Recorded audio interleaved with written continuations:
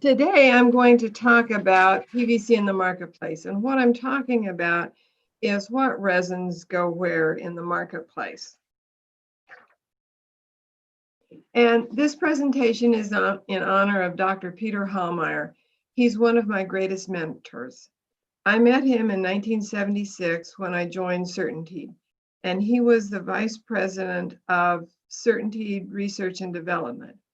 And I was absolutely marveled by him. He spoke 7 languages. He was from Austria. And he was very unassuming, and it took me a long time to learn who he really was. In our lives, very important, wonderful people join us on our journey. Some stay for a day or 2, and some stay for a lifetime. Some impact us through their words and deeds, and some impact us with their gifts that they give us. Peter Hallmeyer did all of the above. His development of the twin screw extruder and the formulations that went with the extruders have forever changed the PVC industry.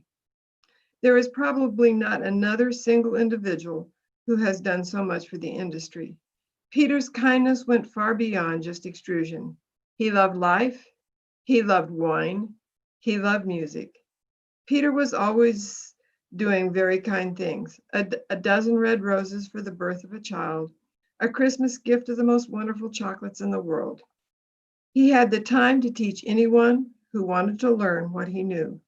We will be forever indebted to Peter for his sharing his time, his talents, and his treasures. So now let's talk about PVC. PVC's starting days were assigned to Waldo Seaman at B.F. Goodrich in 1926. That's when he made the first flexible PVC compound. It came into prominence during World War II. PVC makes up 13% of all plastics in North America. PVC makes up 15% of all thermoplastics. PVC is the most energy efficient of all the plastics. Let's take a deeper dive into history. As I mentioned, Waldo Seaman developed the first flexible PVC compound in 1926 when he was working for B.F. Goodrich, which was primarily a rubber company at the time.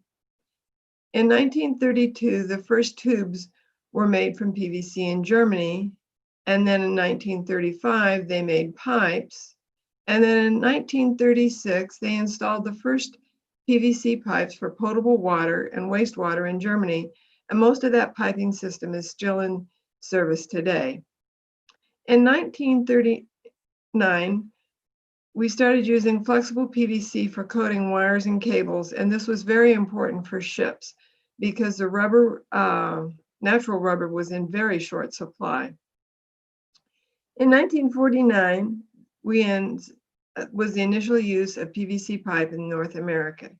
In 1952, the first PVC water distribution pipes were laid in the US and were probably still used today. We have dug some up from the early 60s and it looked just like it went into the ground yesterday. In 1968, the first vinyl siding was installed. In 1986, the AMA standard for vinyl windows and doors was released. And at that point, vinyl was really taking off. So there's several different types of resin. There's dispersion and emulsion resin. This is a very small particle, typically compounded into a liquid or paste formulation, and it's called a plastisol. And these are used for spread coating, sprayed or molded by rotomolding or slush molding. You find it a lot in vinyl flooring for the surface coating, automotive parts, tons of things. Then there's mass resin. This resin is pretty much obsolete. It worked kind of like suspension resin. It was in building and construction. Typically, it was for siding and pipe. It looked very different from suspension, a very smooth particle, but all of that manufacturing has ceased. There may be some somewhere else in the world, but not in North America. Suspension resin is the largest amount of resin, and this is a major resin used in building and construction and all other applications. This resin is mainly extruded, injection molded, or calendared or blow molded. Let's talk just briefly about dispersion and emulsion resins. This is a market I'm not totally familiar with, because Shintech does not make it, but it is made in the US. These resins are characterized by rheological behavior when compounded with plasticizers.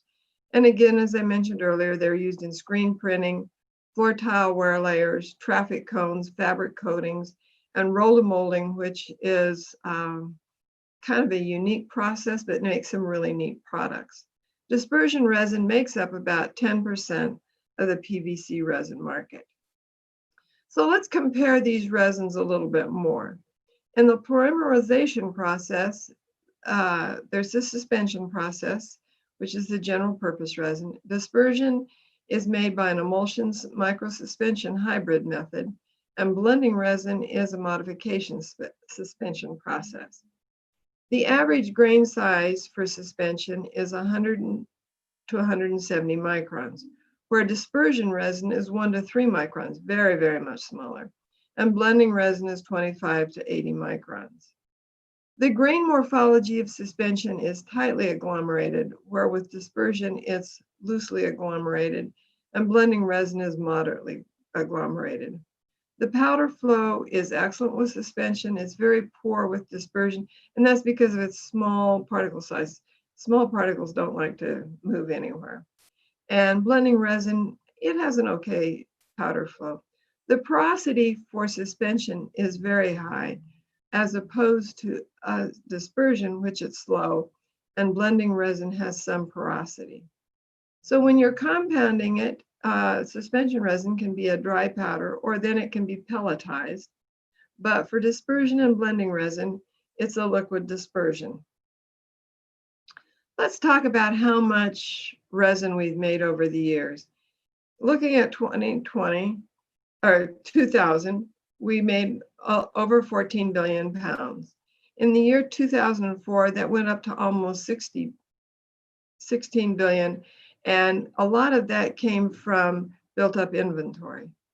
Then we hit the recession, and more capacity came on, and more markets came on, and as you'll see in a little bit, a lot of this went to export.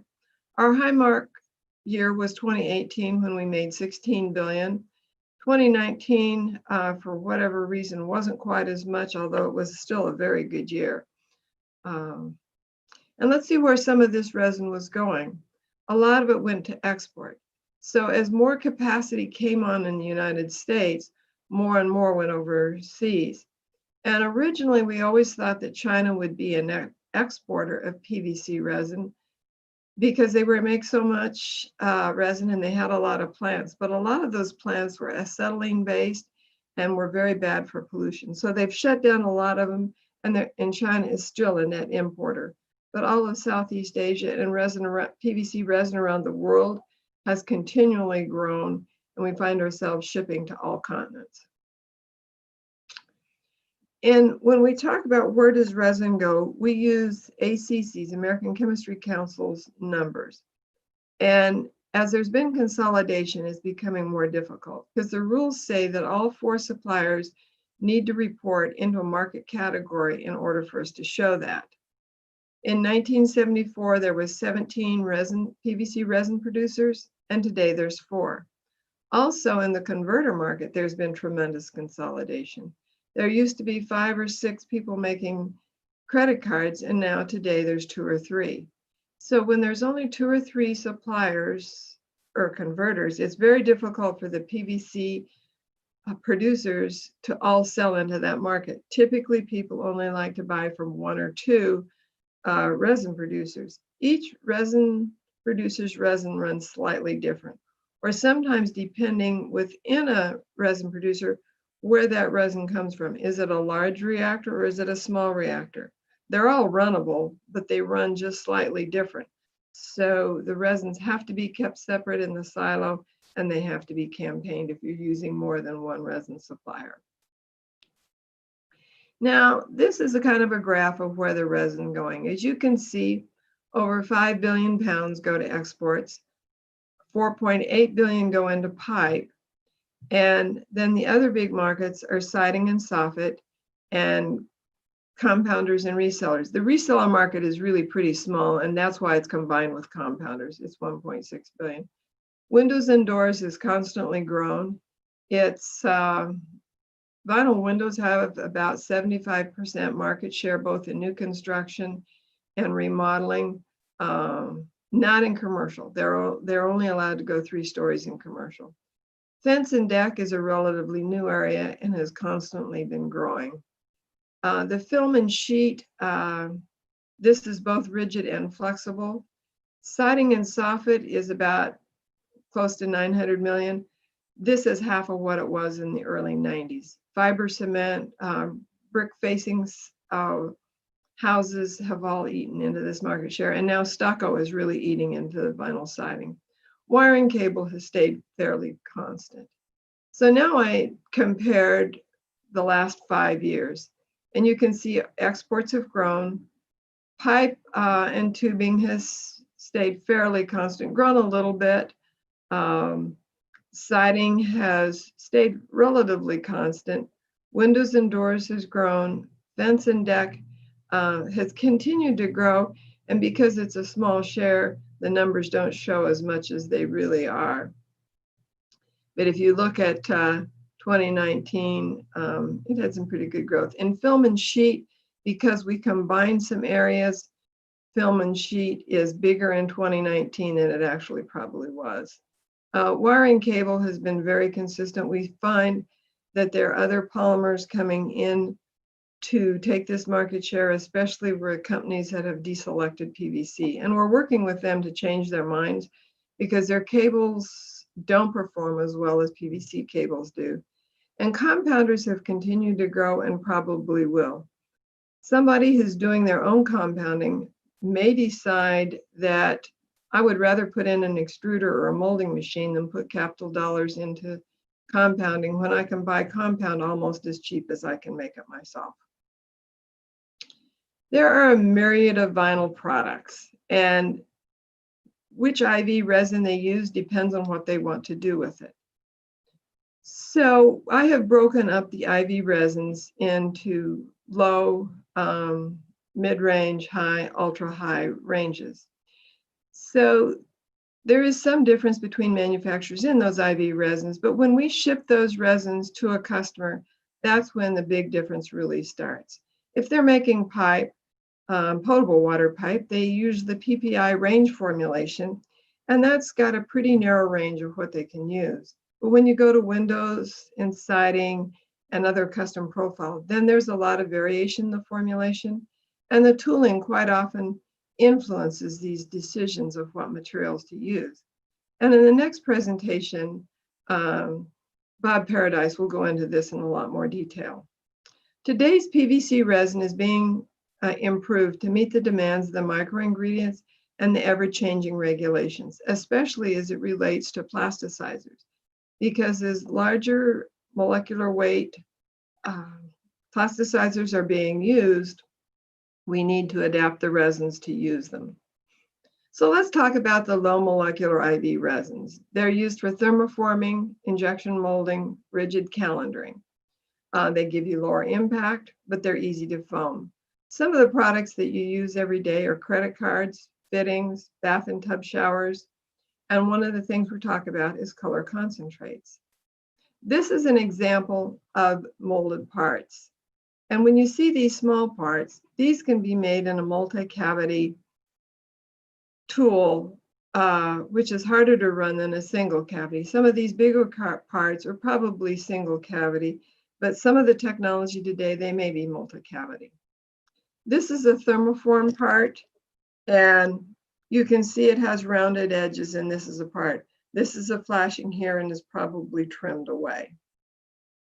So why do you want low IV resins? Well, for color concentrates or master batches, it's very important because you want it to melt very fast in the extruder so it's well incorporated and the color is consistent throughout the product and there's no streaking.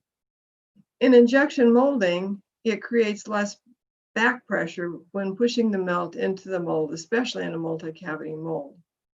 For thermoforming, think of your bathtub or think of your shower stall.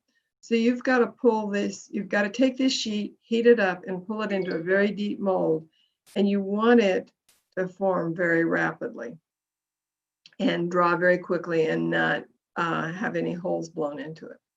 And in calendaring, for rigid calendaring like credit cards, you want it to flow easy on the calendar rolls and be a real thin, consistent sheet, even wall thickness. So here is a chart that shows the different IV or K value of the resins made by the different suppliers in North America. Now, K value is a calculated value from the IV. It's a very popular term and it is used around the world. However, you really have to measure the IV if you want to know exactly what the inherent viscosity is, because the K value varies from supplier to supplier. Let's talk about the mid-range IV resins. This is the workhorse arena. This is where 70% of the resin goes. This is in siding, windows, and pipe and custom profiles.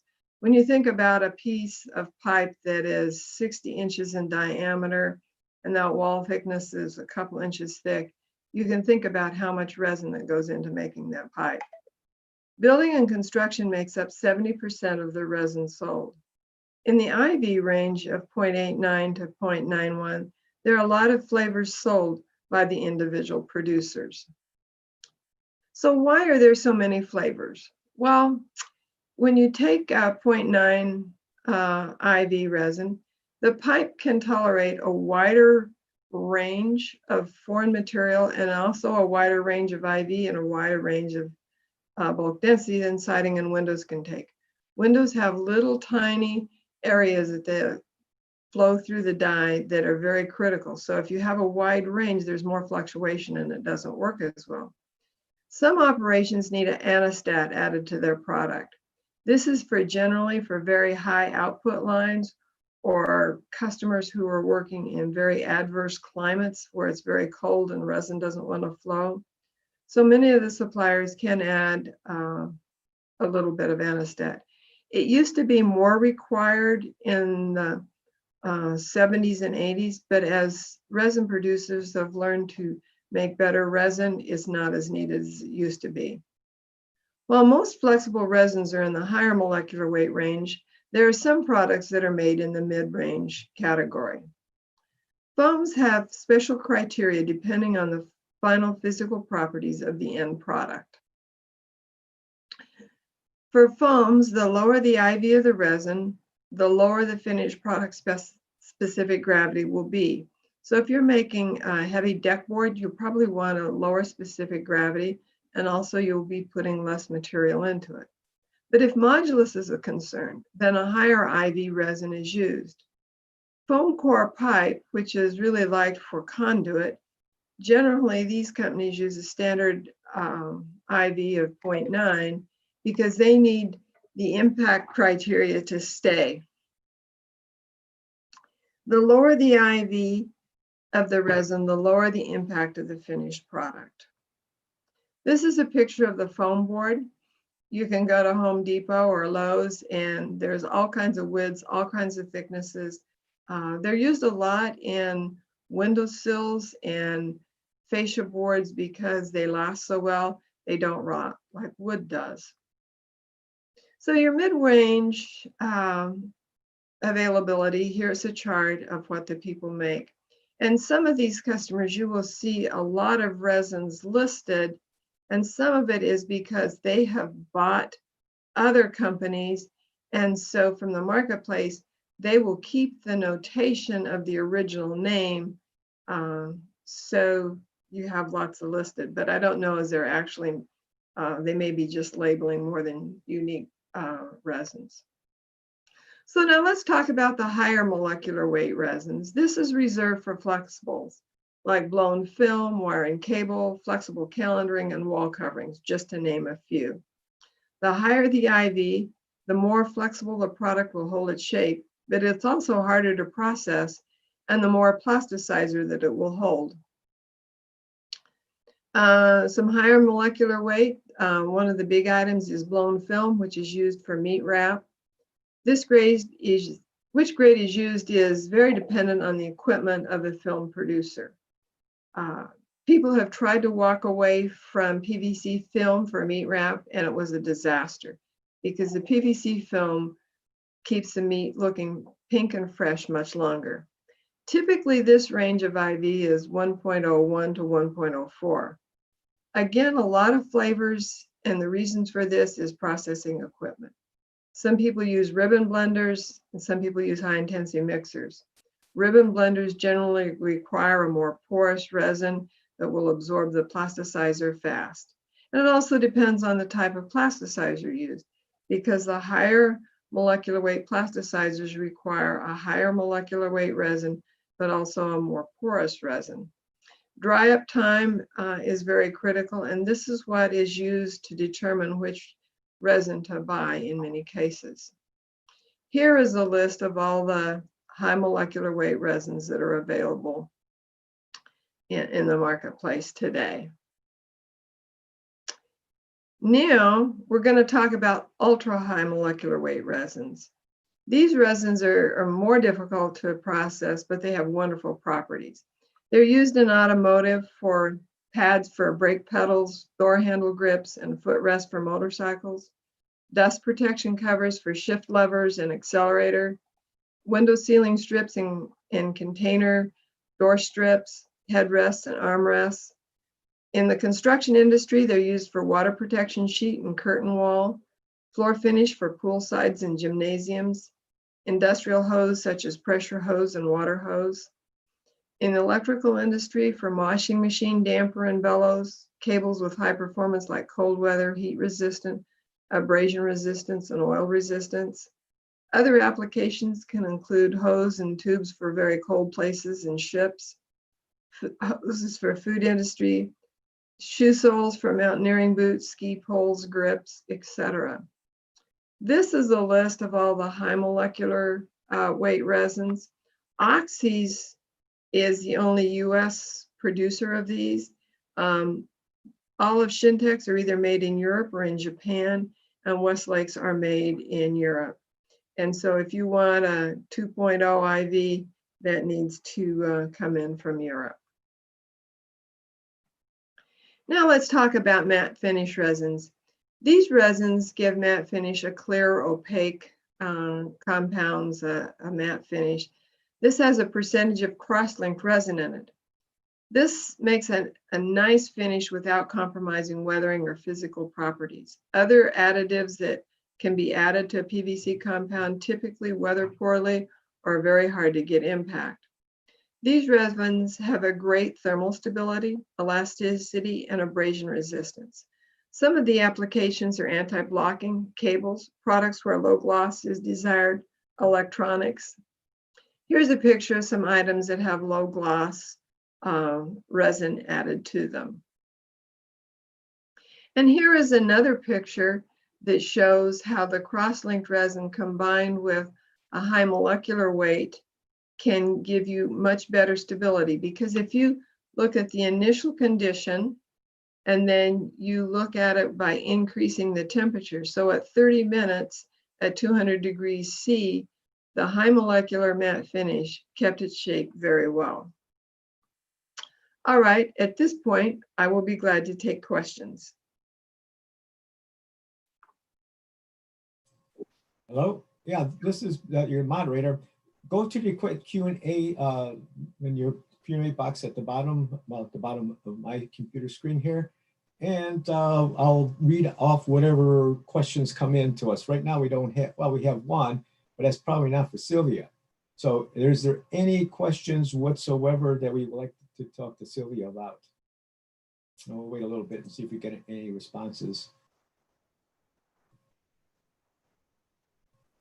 One of the questions that popped up is why manufacture in the US? And I can answer that for Shintex. As we have added considerable capacity in this country, there's three reasons. One, the US government is a stable government. Two, the dollar is a stable dollar. And three, natural gas. And the natural gas and the availability of fracking really added quickly to our ability to make resin, and we could compete worldwide on it. Mm-hmm. Looks like we have a question came in. What is the estimated size of the dispersion resin market in North America? I really can't address that. And maybe tomorrow when the market discussion comes up with the Yvonne from Formosa, I would ask that question then. Okay. Let's see. The next one is how many pph of cross-linked resin is typical in a formula? Want to answer that? It really varies on what is being made. The least amount is probably a 5 PHR. I've seen it go as high as 30 parts, but typically it's probably more the 5 to 15. But it just depends on how much of a matte finish and what the formulation is like. Okay, we have another question come in, and I don't know which slide they're referring to, but it said on the previous slide, what was the percent matte resin used to cause a low gloss PVC resins to have a lower gloss? Do they lose the lower gloss characteristics with the incorporation of certain additives? Two questions. Once the low gloss resin is added, and again, the percentage is kind of like the part, so it's probably a minimum of 5 and a maximum of 30, but it usually holds relatively well all the way through the process. Now, there's some processes when you're doing extrusion, there's some things you can do to lower the gloss more economically than adding a matte finish. You can blow air on the dye lips or have real cold dye lips. That can be tricky to do, or sometimes you run a matte finish roll. So it depends on how much you want to lower the gloss. If you're wanting to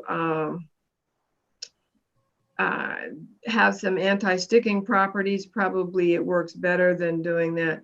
Now, if you take and lower the gloss by air on your dye, it's not going to weather as well because you're disrupting the surface. So the smoother the surface is, and the least disruption it has, the better it'll weather. And that's what's liked about the matte finish, because it lowers the gloss, but it doesn't disrupt the surface. It doesn't tear that surface apart. So it just makes little tiny bumps, so it weathers very well. And the impact is very good. Okay. Let's see, are there any other questions that we might want to look at here? Okay, here it is. And the next one was, can you break out the compound market figures into other segments such as pipe and window? Ask me that again. Okay, it says, can you break out the compound market figures into other segments such as pipe and window? Oh, the other additives going into the compound windows and pipe? No. Well, for a potable water pipe, you can make an educated guess because you know what the range formulation is. And so you can get to the micro ingredients by using the range formulation. So you can get a high and a low. That's about as close as you can get. But for siding and windows, that's more difficult because the formulations, they vary, not tremendously, but it takes some magic math, but it's not an exact science. Not like for ACC, we report our exact amount going into a customer. However, there is one fallacy here. Say we're selling a very large conglomerate, and they make siding and they make windows, and they make fence, deck, and rail. So unless the plant is only making one product, we don't know where that product's being used. Say if a plant is making both siding, windows, and fence in one plant, and we ship in resin there, we don't know what that split is. And typically the customer won't tell you. So even at the ACC numbers, there's some guessing involved. Okay, here's another one, interesting one. Is there any difference in recyclability of products made with different PVC resins? No, I would say not. Now, what is different is what the micro ingredients are. So the flexible market, when you're recycling flexible, there's only 2 or 3 places that can recycle flexible because they don't have the equipment to cut it.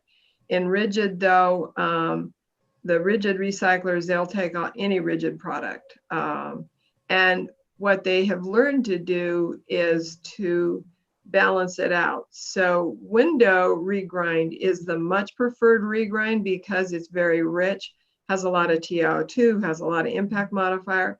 So a recycler may take window compound and he will mix that with pipe compound to keep a uniform regrind going out to the marketplace.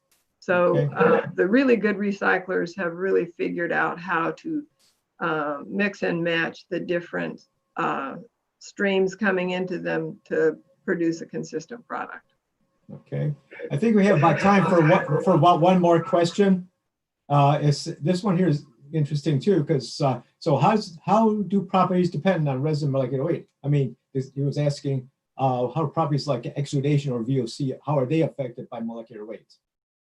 Exudation, I'd like to hear that one. The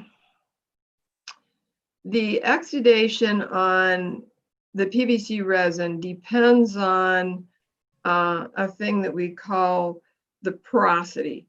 So, the PVC plasticizer, when it combines, it can either go into the small microdomains and areas inside the polymer and the porosity of it, or it goes inside. First, it kind of coats it and then it goes inside the larger particles, and then it penetrates the resin particle, the little tiny particles. It's suspension resin, I'm not doing a very good job of explaining this, is like popcorn pieces stuck together, or little balls stuck together. So depending on the porosity of the resin, depending on the molecular weight of the plasticizer, it all marries together. So you can't use plasticizer into a resin that's not designed for plasticizer. Okay. It just doesn't work. Yeah, the time is up. There's a bunch more questions, but we can't answer it now. We need to transition to Bob and his presentation, if you don't mind, Sylvia. Thank you very much, Sylvia. I enjoyed your presentation. Thank you. Thank you. And more questions, you can email them to me and I'll be glad to answer them.